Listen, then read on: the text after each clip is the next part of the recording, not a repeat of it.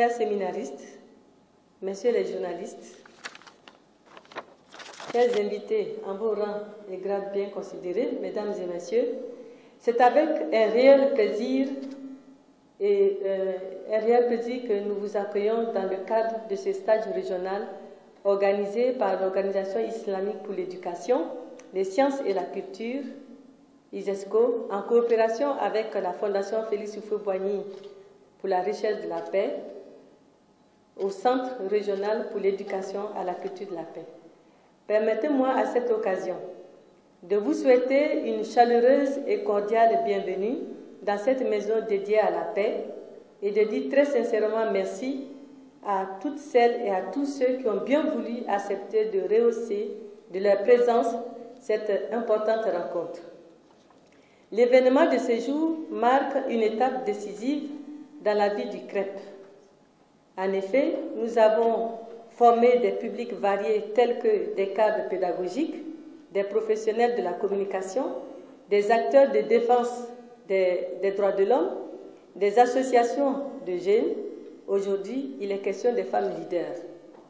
Je voudrais faire observer ici que le présent stage de formation sur le thème « L'engagement des femmes leaders dans la promotion de la culture de la paix en Afrique » s'inscrit dans le plan d'action triennal 2016-2018 de l'ISESCO qui accorde une priorité à la promotion intellectuelle et sociale de la femme, à sa participation dans l'action publique et au développement de ses capacités et potentiels créatifs. La création du Centre régional pour l'éducation à la culture de la paix en Côte d'Ivoire et son implantation à la Fondation Félix Houphouët-Boigny pour la recherche de la paix, à Yamoussoukro, répond à cette vision. Sa mission est de renforcer les capacités des cadres pédagogiques et de tout autre public de la sphère politique, administrative, économique des États africains francophones membres de l'ISESCO dans le domaine de l'éducation à la culture de la paix. Les femmes ne sauraient rester en marge de nos priorités. Pour cela, il faut une prise en compte de la question du genre et de l'éducation à la paix et de l'éducation à la culture de la paix comme une thématique nouvelle et prometteuse permettant à toutes et à tous de jouer véritablement le rôle de médiateurs, d'éducateurs, d'acteurs et de réconciliateurs. Mesdames et messieurs, le genre est d'une importance capitale pour parvenir à la paix. L'histoire de l'éducation à la paix, en particulier, confirme le fait que l'éducation à la paix et le genre vont de pair. L'éducation à la paix avait été développée vers la fin du XIXe siècle. La promotion de la paix était perçue comme un rôle dévolu aux femmes et l'on pensait que les hommes étaient attirés par la guerre et la violence. La conception que l'on avait du féminisme à l'époque permettait de présenter les femmes comme étant capables de se mettre au-dessus de la mêlée. À cet effet, elles étaient particulièrement celles qui réunissaient les qualités nécessaires pour présenter à travers l'éducation un projet de société pacifique sur la base des valeurs morales et sociales. L'on observe aujourd'hui une évolution très nette des rôles dévolus aux femmes. Elles ne sont plus confinées dans les rôles traditionnels. Elles peuvent être médiatrices dans des situations de conflit déclenchées par les hommes et les jeunes. Si les femmes possèdent cette qualité intrinsèque, pourquoi ne pas les exploiter et les renforcer à travers une éducation à la paix pour tous les garçons et toutes les filles? Cette perception morale des femmes d'incarnation de paix n'empêche pas que celles-ci soient les premières victimes des violences. Elles paient le lourd tribut des conflits armés en étant sujettes aux viols et aux autres traitements inhumains. Les femmes sont encore marginalisées dans les initiatives de paix et leur capacité à promouvoir une culture de paix est largement sous-estimée. Paradoxalement, les femmes sont les plus exposées aux violences pendant les conflits, alors que des cadres juridiques affirmant l'importance de ces dernières dans la consolidation de la paix existent. L'exclusion et la discrimination des femmes dans le processus de prise de décision, de l'accès aux ressources et aux revenus sont considérés comme des facteurs expliquant la persistance de la violence dans nos sociétés. Alors, comment passer de cette prédominance de la culture de la violence à une culture de la paix. Mesdames et messieurs, il nous faut agir pour que le leadership monopolisé par les hommes fasse la place à l'égalité des chances et à la participation de tous, hommes et femmes. L'on tirerait plus de profit d'une prise de décision plus inclusive, responsable, éclairée et efficiente. Cela passe par le renforcement de capacités des femmes et des hommes. C'est justement dans ce sens que se tient le présent stage de formation des femmes leaders. Il s'agira précisément d'outiller les séminaristes à jouer efficacement leur rôle dans la promotion de la culture de la paix. Ne devons-nous pas passer d'une conception traditionnelle de la femme à une conception moderne de celle-ci? Il y a un adage asiatique qui dit « Éduquer une fille, c'est planter dans le voisin du jardin ». Contrairement à cette conception, un autre adage nous dit « Éduquer une femme, c'est éduquer une nation ». Voilà. Mesdames et messieurs, permettez-moi encore de vous présenter les experts conviés pour animer ce stage. Ils sont bien connus pour leur expérience et leur technicité dans le domaine. Je voudrais faire allusion spécialement à M. Trasiagbe, qui est spécialiste en genre, en consolidation de la paix et un grand pédagogue également. Il a enseigné à l'ENS, à l'École normale supérieure d'Abidjan. Ensuite, M. Ya Komena, Dr Ya Komena, qui est spécialiste en gestion des conflits à la chaire UNESCO pour la culture de la paix à l'université Félix Houphouët-Boigny. Et j'ai été le premier docteur formé en culture de la paix à la chaire UNESCO à l'université de Félix Houphouët-Boigny. Et le deuxième, ça a été Ya, ici présent. Ensuite, nous avons monsieur l'honorable, je ne sais pas, Berthe Zanga, le parolier, le coq de la Bagoué. Oui, et spécialiste en droit de l'homme, droit de l'enfant. Il œuvre dans les prisons, il va dans les prisons, il mène beaucoup d'actions et c'est vraiment un activiste. Et enfin, M. Traoré qui nous accompagne beaucoup dans nos activités. Il supervise le bac, mais il sera là cet après-midi. Je vous remercie. La Fondation Houphouët-Boigny pour la recherche de la paix et directrice du Centre régional pour l'éducation à la culture de la paix.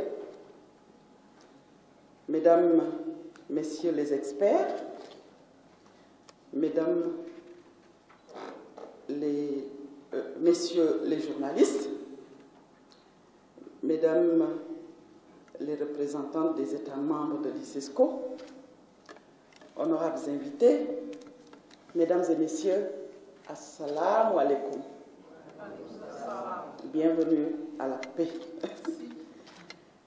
À l'entame de mon propos, je voudrais transmettre les plus vives salutations du directeur général de l'ICESCO, Dr Abdulaziz Othman Al-Toujeri, qui souhaite plein succès aux travaux de l'atelier régional sur l'engagement des femmes leaders dans la promotion de la paix. Un rendez-vous incontournable de dialogue et d'échange du Centre régional pour l'éducation à la culture de la paix, logé dans cette prestigieuse institution qu'est la Fondation Houphouët-Boigny pour la recherche de la paix. Je voudrais adresser d'abord mes profonds remerciements à la Fondation Houphouët-Boigny pour la recherche de la paix pour l'aide apportée à la tenue de cet atelier, donc notamment, n'est-ce pas, le département de la recherche de la paix dirigé par Dr Doumbia. Mes remerciements vont également au ministère ivoirien de l'enseignement supérieur et de la recherche scientifique pour la précieuse collaboration avec l'Organisation islamique pour l'éducation, les sciences et la culture. Quant aux représentants des États membres, elles viennent du Bénin, du Burkina Faso, de la Côte d'Ivoire, de la Guinée, du Mali, du Niger, du Sénégal et du Togo. Elles sont des femmes leaders dans la promotion de la paix. L'ICESCO les félicite pour le choix porté sur elles et les remercie d'avoir bien voulu mettre à la disposition de l'atelier leur savoir et leurs compétences. Mesdames et messieurs, le monde d'aujourd'hui est ébranlé par les crises, les guerres et les conflits.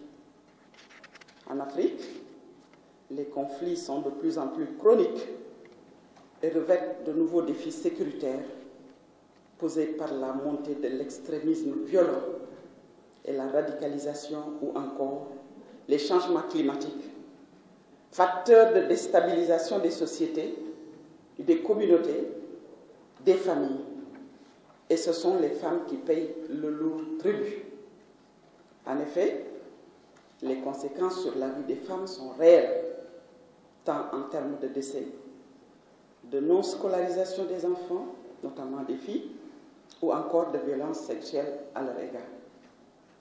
Les femmes en sont donc souvent les principales victimes, mais en même temps d'être des victimes, elles peuvent aussi être actrices de premier plan, en jouant un rôle de rapprochement sur les fondements d'une paix durable, dans le cadre de la cohésion sociale et surtout de l'éducation familiale.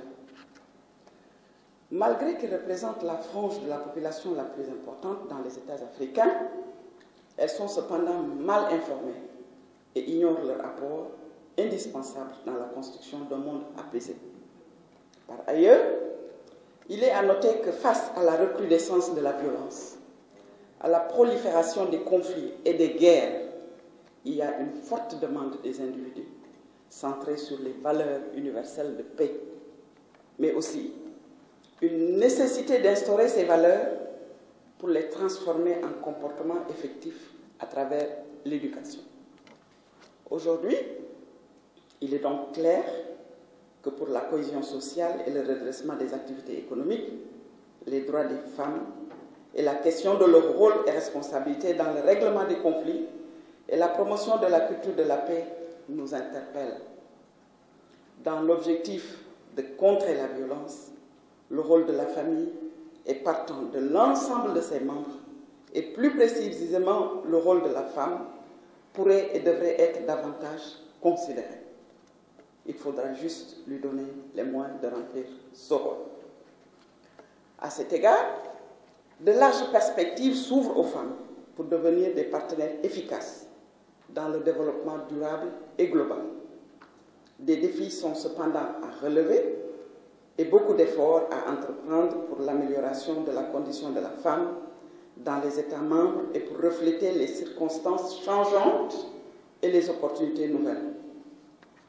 Consciente de l'unanimité sur la complexité de la violence et de son prolongement dans l'environnement immédiat, de la volonté politique démontrée, de la nécessité d'avoir une stratégie de prévention multisectorielle, l'ICESCO accompagne les États membres dans ce domaine pour trouver les moyens adéquats et concevoir des programmes capables de les doter d'outils de prévention et de gestion de conflits qui améliorent et enrichissent dans un sens interculturel le vivre ensemble qui se construit aujourd'hui et qui fait la promotion des valeurs universelles, notamment la paix, la tolérance, la coexistence, la solidarité, le respect mutuel et le rejet de toute forme de stéréotypes que véhiculent l'éducation et l'enseignement. L'action de l'ICESCO dans ce domaine se situe d'abord au niveau du développement des savoirs et des compétences pour lutter contre la violence, le radicalisme et la prévention de l'extrémisme violent. Son action aussi se situe à travers l'usage des moyens de communication modernes, le développement des technologies de l'information et de la communication, des outils comme Internet, les chaînes satellitaires et les supports multimédia, en vue de diffuser la culture de communication, de dialogue, d'entente et de compréhension, mais aussi de l'ouverture envers les médias, en vue d'en analyser et décrypter les contenus. La création donc du Centre régional pour l'éducation à la culture de la paix CREP en Côte d'Ivoire, ici à la Fondation Félix Houphouët-Boigny pour la recherche de la paix, à Yamoussoukro, répond à cette vision.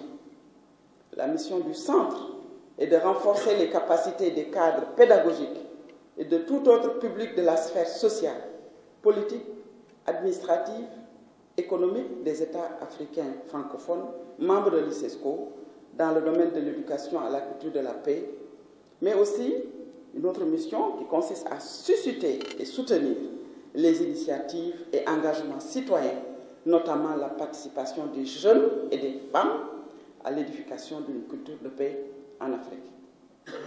Les femmes ne sauraient donc rester en marge des priorités du CREP.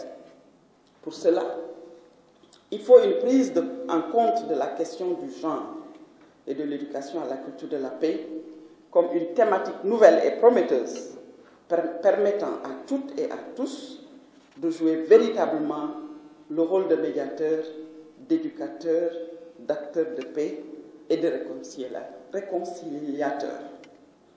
Il s'agit de concevoir des femmes comme des actrices du dialogue et comme médiatrices de paix à travers l'éducation, la politique, l'économie, la culture et le dialogue des religions. Pourtant, la résolution 1325 du Conseil de sécurité des Nations Unies, CSNU, sur les femmes, la paix et la sécurité, adoptée à l'unanimité en 2000, avait demandé à tous les acteurs d'accroître, je cite, d'accroître la participation des femmes et d'intégrer les perspectives de genre pour la promotion et le maintien de la paix et de la sécurité. La résolution réaffirme l'importance du rôle des femmes dans la prévention et la résolution des conflits, les négociations de paix, la construction de la paix, la réponse humanitaire et la reconstruction post-conflit et souligne l'importance de leur participation égale et de leur pleine implication à tous les efforts de maintien et de promotion de la paix et de la sécurité. Les femmes peuvent être des actrices de premier plan en jouant un rôle de rapprochement sur les fondements d'une paix durable. C'est pourquoi il faut les doter de compétences et outils nécessaires pour mieux jouer ce rôle, le rôle de premier éducateur. Mesdames et messieurs, je voudrais donc réitérer les remerciements de l'ICESCO au ministère d'abord ivoirien de l'enseignement supérieur et de la recherche scientifique et à l'endroit du personnel de la Fondation Houphouët-Boigny pour la recherche de la paix pour la parfaite organisation de cet atelier. Nos remerciements vont aussi à vous tous, représentants des États membres de l'ICESCO, pour l'intérêt tout particulier que vous accordez à cette rencontre. Je vous remercie et souhaite à ce centre, unique en son genre dans la région, le succès dans l'accomplissement de sa mission et l'atteinte des objectifs pour lesquels il a été créé.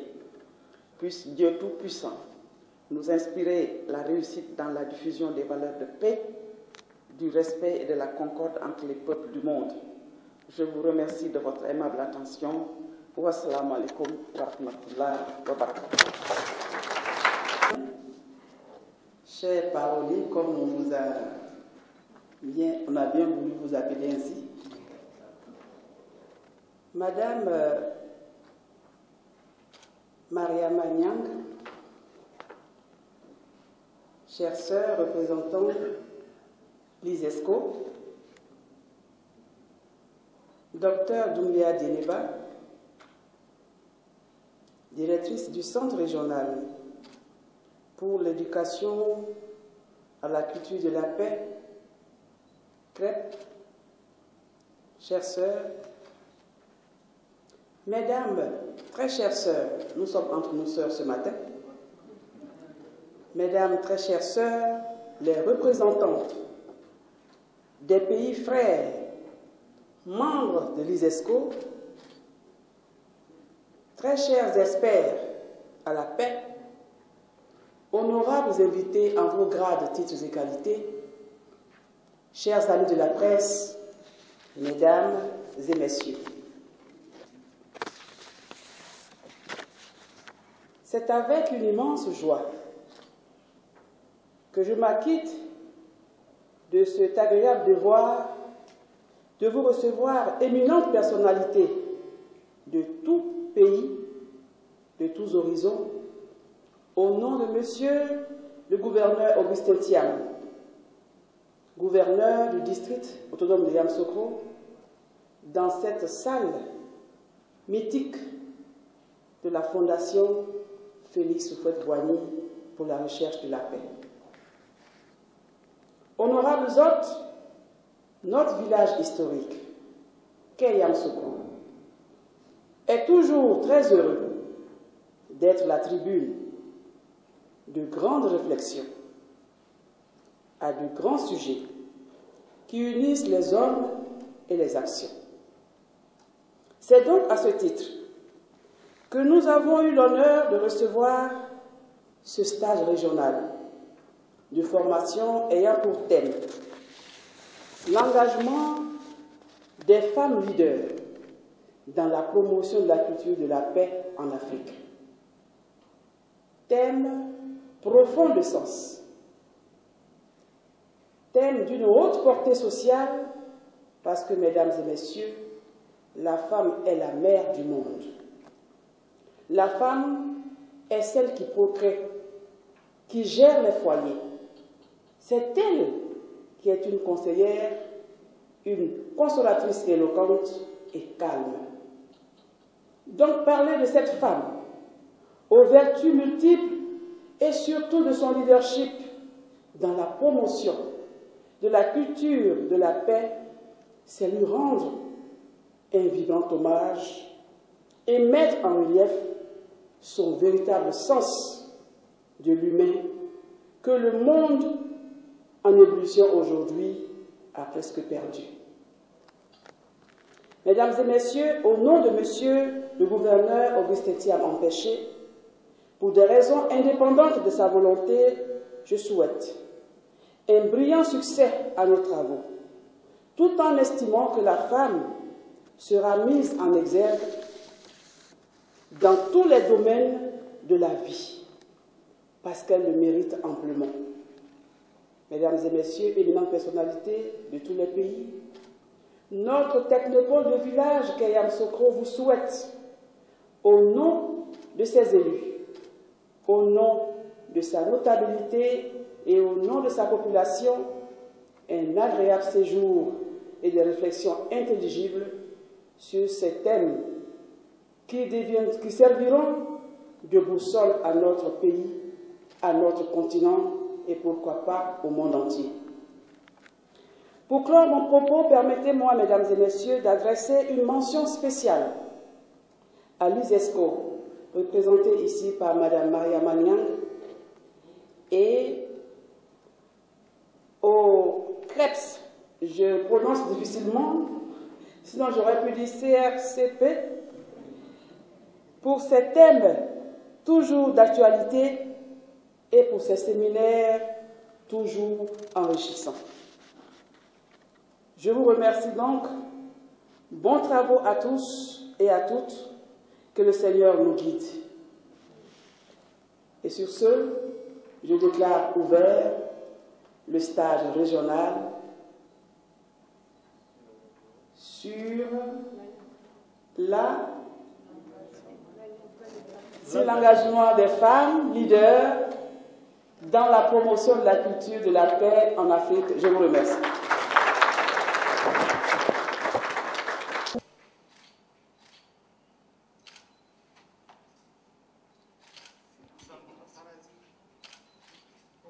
C'est bon? Vous êtes sûr?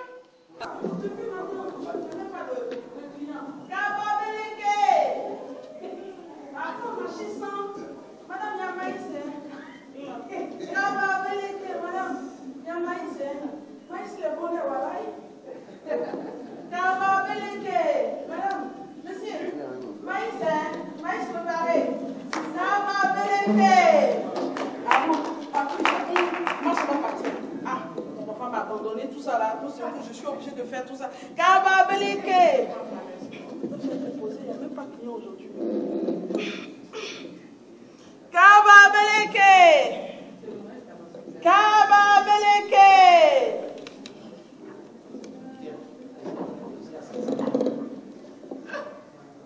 Mais attendez, qui je vois là?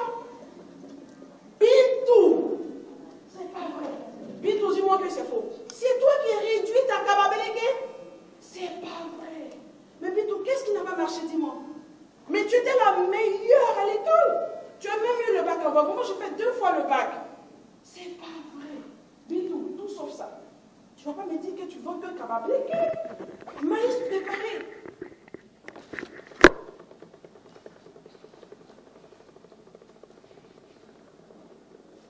Ma soeur, c'est toi qui es devenue comme ça là? Ma soeur, tu veux que je fasse quoi? Après le bac, mon père est décédé. J'étais obligée de me marier avec quelqu'un qui malheureusement aussi... Voilà, tu vois. Non mais attends, Bintou. Tu es enceinte? En plus, tu portes un enfant au dos. Et celui-là, je parie qu'il n'a même pas 2 ans encore. Mais c'est pas vrai. Bintou, mais où allons-nous? Ma soeur, tu vois bien mon ventre. Ça fait 7 mois que je suis dans ma grossesse. 6 mois, mon mari a abandonné le foyer parce qu'il est en litige avec mon premier fils. J'ai tout essayé, mais rien. Je ne sais même pas quoi faire. Je suis réduite au foyer. C'est ma place qui est là. On fait comment? On est femme, on va rester au foyer. Et puis je suis obligée de faire ça. Sinon, je fais comment? Je suis obligée de faire ça pour nourrir mes enfants. C'est tout. Non, dis donc. Non, dis donc. Bintou, tu fais ça seulement et puis tu comme ça. Tu peux pas être resté passif, c'est pas possible. Non, mais Bintou. Bintou, alors, ce qu'on va faire à partir d'aujourd'hui, c'est fini, hein, Bintou. C'est fini. Dis-moi que c'est fini. C'est fini. C'est fini. Tu sais que Bintou, tu aimes vendre maïs, non? Je vais te dire une chose. On vient de créer un grand réseau. Le réseau des femmes leaders pour la promotion de la paix. Tu dis que ton mari est en litige avec ton premier fils. Tu es sûr que tu as fait quelque chose? Tu n'as rien fait. Je t'envoie dans ce réseau-là. Et dans ce réseau, je t'assure que tu vas réussir à concilier ton mari et ton fils. Ils vont se réconcilier. Tu seras la meilleure productrice de maïs dans toute la région. Ah, je t'ai dit. Je te dis. Et puis même tu vas galvaniser toutes les femmes de ton quartier. Moi, là. C'est tout ça. Laisse tout ça là.